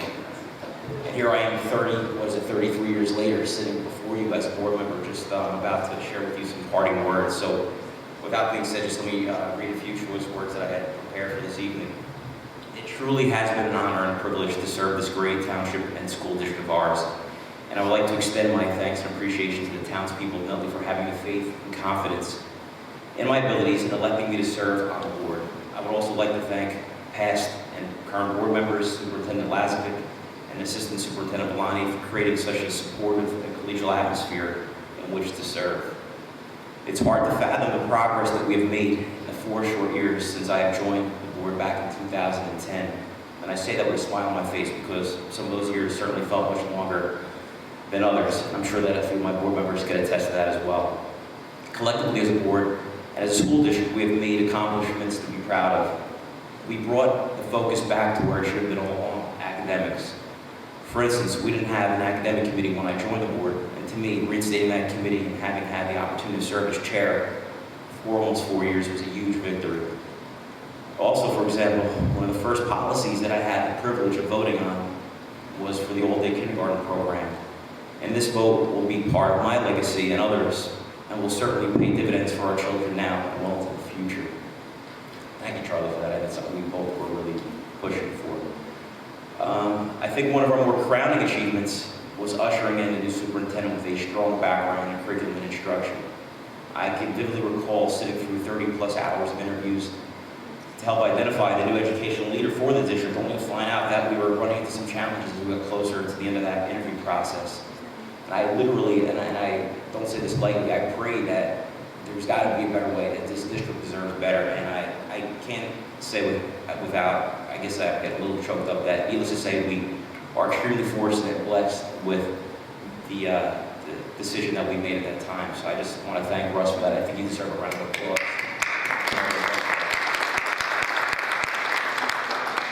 So that being said, once the new superintendent came on board, it was full steam ahead. And I would be remiss in my last board meeting if I didn't highlight a few of the major accomplishments that we've had as a district. And it is important to note this is by no means an exhaustive list. Again, so, which has a direct result on, I want to say, Russ's vision and tenacity for this district. On the academic front, as I mentioned earlier, our focus has shifted, and our priority is now on student growth and performance. We have embraced a data-driven approach to improving academic performance, and armed with this data and empirical evidence, we are making definitive strides ensuring that our students are provided with all the possible resources and learning tools that they could possibly need for success. We heard it tonight, the program of studies for the high school and middle school, ensuring that we are up to date with all our curricular needs. We revamped our grading policy. We also strengthened our AP policy. We also made sure that we were getting the resources back into our classrooms where it so belonged. Think about it, folks. $500,000 invested in our new math curriculum, an additional $300,000+ was invested in our new reading libraries for each of our grammar schools, purposeful and goal-directed professional development opportunities for our teachers. More recently, we had Teachers College, my alma mater, Club University, come in to direct that teaching and that reading workshop. And all of these ideas have been conceptualized in our strategic plan, which provides a true blueprint for success. On the technology front, $1 million+ getting reinvested into our technology refresh campaign, hiring an information technology director, a new student information system, real time, a new website for the district, and that's something that we kind of begged and clawed for God knows how many years, but it was finally delivered under this administration, under Russ's watch. Teacher and student outcomes evaluation system, performance matters, app and track. So again, to help address some of the more pressing needs of the district. And last but not least, on the policy front, I want to say one of the more significant contributions that I think Mr. Sclair and myself produced was this procurement best practices report. That was also Vicki Flynn's involvement. And we drafted a policy that allows for a more transparent way in which we do business. So it's important to note that this is a policy that has already saved the district thousands of dollars. And I hope that this will continue well into the future. And needless to say, prior to this, we were a fraction board. And this was a golden opportunity to restore faith in our abilities to operate as a more cohesive unit for the betterment of this district and our children. In closing, I would like to share a brief quote from Robert F. Kennedy. The purpose of life is to contribute in some way to making things better. Hopefully, I was able to make things a little better for the children in our school district. Thank you for granting me the opportunity to serve. It truly was an honor. God bless and Godspeed. Thank you.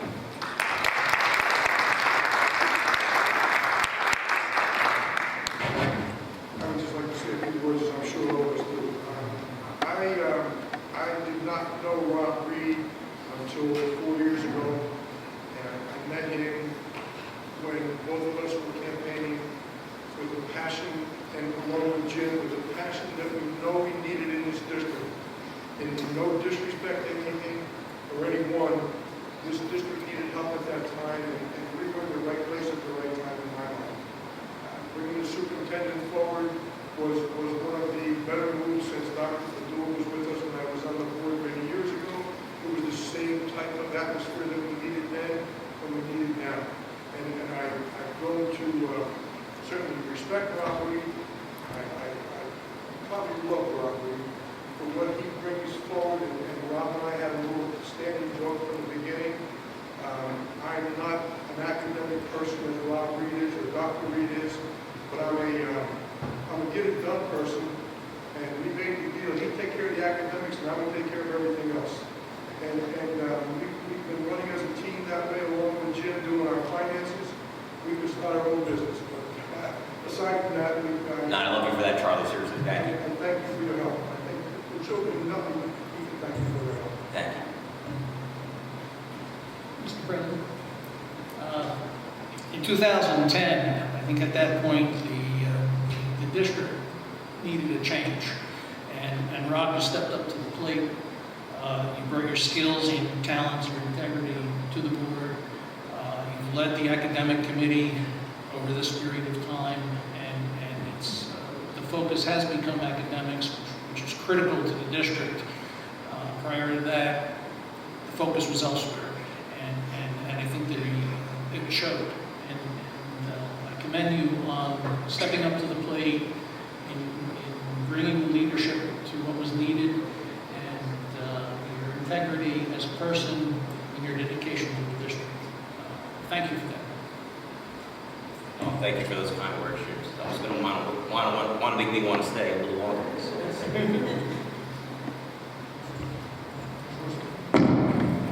Dr. Reed, it may have appeared in the beginning that we were on opposite ends of the spectrum as far as academic rigor, but thankfully I think we both discovered that wasn't true at all. It was a pleasure to serve with you on committee and the board. Good luck in whatever you decide to do. Thank you. Thank you, Debbie. It truly was a pleasure to work together on so many important projects. So I think we made a lot of progress together, and I appreciate that. Thank you for your involvement all this time. Thank you, Mr. President. Yes, it was 4 years ago when I met Rob. He was going to run for election with Jimmy and Charlie. We had some events. I heard him speak, talked about many things, but the one thing that was clear was it was education, education, education. That we needed to make a change.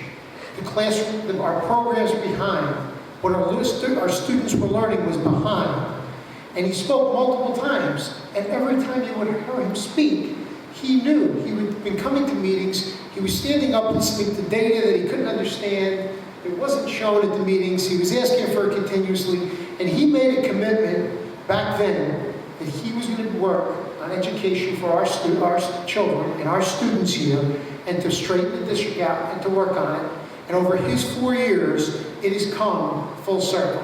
He's done a tremendous job. He's going to be a great loss on the education level because he lived it, he breathed it. His kids, his family is living it with his daughters in school, and he truly brought us full circle on education in the district. And of course, a little bit of help with Mr. Lazovic at the end to finish off what he needed to get done.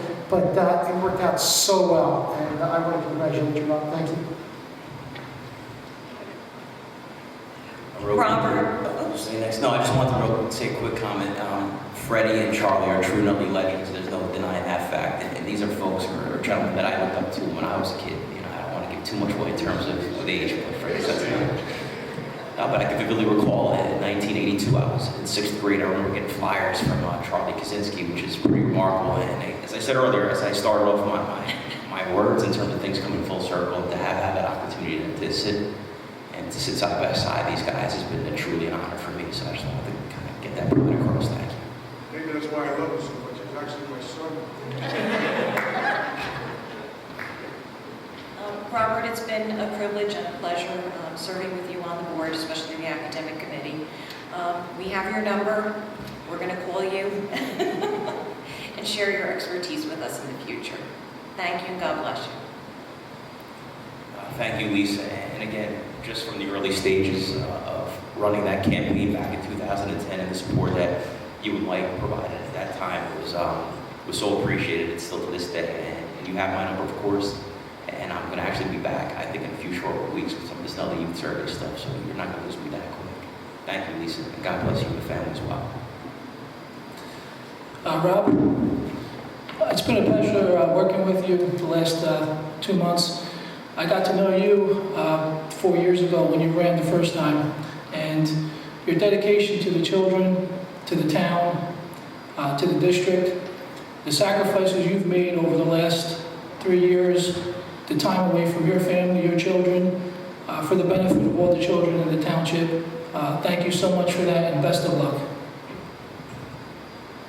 Sal, again, I just want to publicly thank you for the support that you provided back in 2010. And it truly was a grassroots movement of what we were able to accomplish back then. And here we are reaping the rewards of that hard work.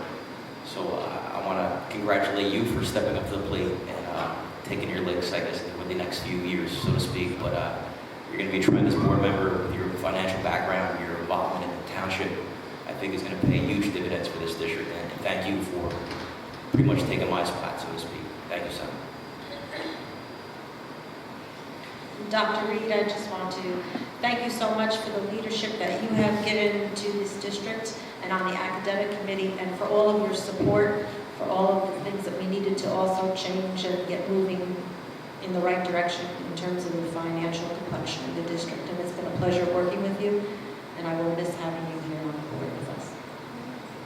Thank you, Karen. I'm going to actually miss your smile. You're a sweetheart, and you've always been gracious in terms of our involvement. And it's something, again, thinking of your contribution to the district in terms of that piece we talked about earlier, the instability that we've had with the BA spot for God knows how many years. And I can recall, again, when we were gearing up for that election 4 short years ago, and how many BAs did this district have, and there was no stability in that spot. And your professionalism, your dedication in terms of what you brought over the past 4 years has been amazing, and I'm sure Russ can attest to that. We've got all attest to how we desperately needed that, and I thank you for that.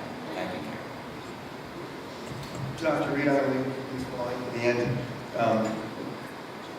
I think as a board, it's one of our prime achievements of the past years that we have been acting as one voice even when we disagreed. And I know that everyone's sitting up here at the table because I interact with you on a regular basis. Is committed to the success of every student in the district, but you also bring your own passions and personality. And while Jim certainly brought his expertise to the finance side, it was clear from my first interview where your focus was. And as Fred said, it was education, education, education. You have a wonderful young lady who attends our schools. And I know you do anything for her, but I just want to recognize all that you've done for all the other students in the entire community. It was a pleasure working with you. Even when we see things the same way. And I think we're just as passionate about education. We know we have a great staff and a great community, and we know we can be better every single day. I just want to thank you for pushing me as an educator to make sure we're doing all we possibly can for the students here and trying to be an example for students everywhere. So best of luck. We know where you live. And so expecting not to go far, but again, thank you for everything.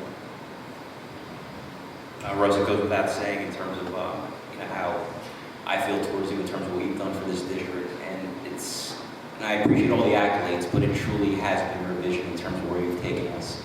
And as I said earlier, and I do not say that lightly, in terms of, I truly feel it's a blessing that you're here in terms of where you're going to take this district over the next few years, and it's something where I committed myself and what I feel I gave of myself, you give tenfold beyond that. And it's yeoman's effort, and at the end of the day, we're a better district for it. And I mean, you've given a lot of yourself in terms of your time from your family and your 2 young daughters. And I just want to say thank you. From the bottom of my heart, I really appreciate everything you've done for this district. So you've given a part of yourself, you've left a part of yourself here. That goes without saying, and thank you for that. It's been a privilege to have the opportunity to work with you on the academic committee for the last almost 2.5 years. I appreciate your insight and feedback and support throughout that time. Thank you for your assistance in helping improve our academic programs for the benefit of all students. Gina, it's going to be said that Mark and I really have enjoyed our academic committee meetings, and that to me is what I think part of what I'm going to miss most of all in terms of that having that dialogue, as Ryan alluded to earlier, just that collegial atmosphere and how everybody was on the same page. We just pretty much shared that vision, and all we were concerned about was moving district forward and getting the job done. And I just want to thank each and every one of you from the bottom of my heart of making this a truly, truly valuable and rewarding experience. And I encourage us to see a few folks in the audience. Hopefully at some point some of you guys will definitely step up to the plate and give back the way we have up here. Because again, it's a labor of love, and I can't thank you enough for that. Thank you for the memories. Thank you. Thank you very much. We're still in the new business. Anything else in the new business? Yeah, I'd just like to make a note about the musical at the high school that was mentioned.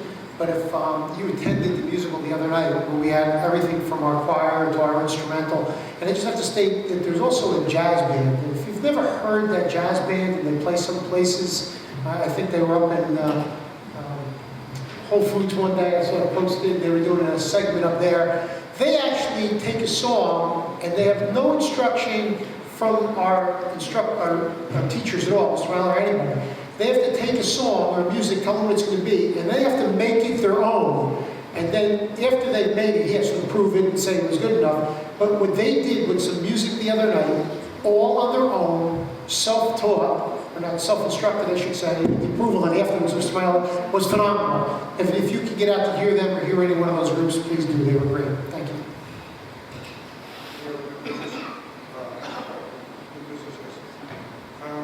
One thing I wanted to mention, Commissioner Rogers has invited all the Board of Education members to his Christmas party at his office starting Wednesday afternoon at noontime.